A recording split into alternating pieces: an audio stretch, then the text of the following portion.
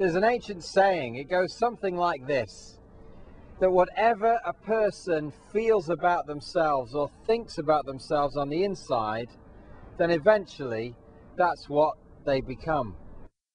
Well, I used to think that I weren't educated enough, that I weren't clever enough, that I'd always never be anything in my life, and that I couldn't do anything, I was pretty useless, and all that kind of negative stuff, you know. And I used to hate myself quite a lot, and they really affect you and really make your life difficult. You're not going to amount to anything. Oh, you know, what's the point of stopping on at school? You know, you're not going to get the A levels, or so you just believe what you're told. You know, it's quite good, but never quite amazing, never quite perfect, never quite fantastic and brilliant. And I think that really generated a feeling in me that anything I did was never quite made the grade, never quite good enough, never quite got it right, never quite good enough to impress people or to make people feel like, yeah, she's got it going on. To me, in my mind, it's like people put labels on us, don't they? Whether it's members of our family, whether it's friends, whether it's people around us at school or at work. It's like they want to stick us with labels, or they want to put us in a box of the way that they think we are. And once you've got those labels, is that it? Are you stuck with them for life? Here's a story about a woman. She must have been labelled through her life. Maybe she was called a bad person or a loose woman. She was certainly judged by religious people. But hers is a powerful story because it shows the way that God deals with people. And it's so controversial, it nearly got left out of the book.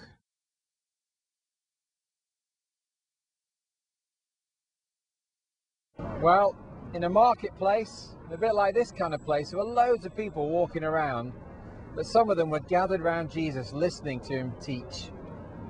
And the religious leaders, the powerful people of their day, wanted Jesus dead. And they thought, let's try and trap him.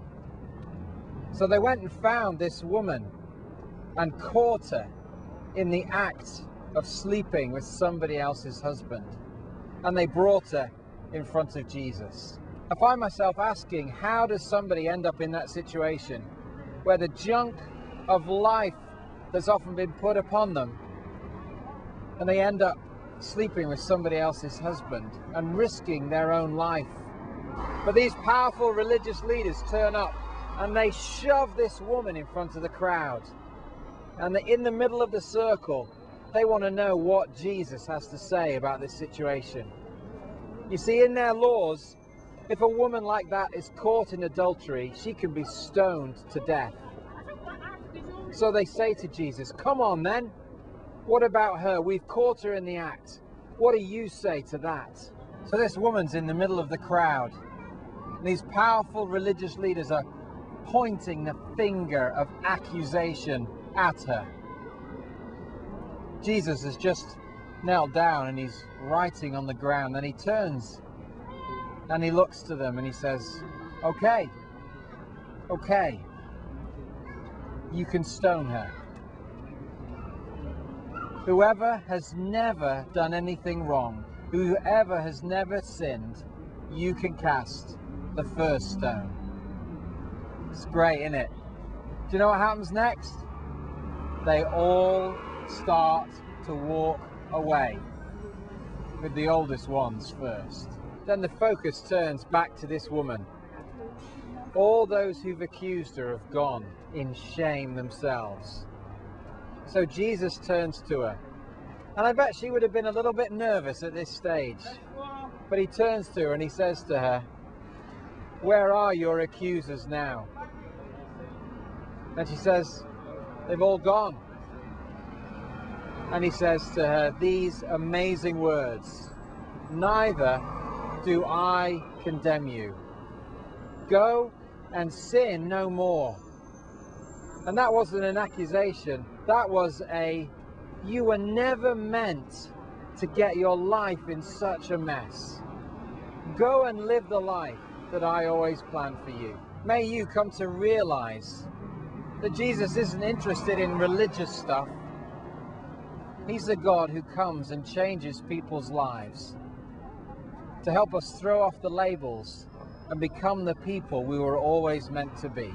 At the end of the day, we can't change ourselves. Well, this is what I believe, only God can change us, and it's only God who actually has a name for us that is completely different from any other name and any other label that we receive here on earth. So I think you just need to ask God to, one, show you what He has for you, and two, ask Him to tell you what your name is, and choose to believe that what He's saying is true, and take hold of that. You know, don't just kind of hear what He says, because He will tell you if you ask Him. Don't just hear what He says and go, yeah, that can't be right, that's too good, you know, you can't be saying that about me. He's the God of heaven. If He's telling you that that's what your name is, then, and that's what you're called to, then you are. That is your name, and it is what you're called to. Believe it.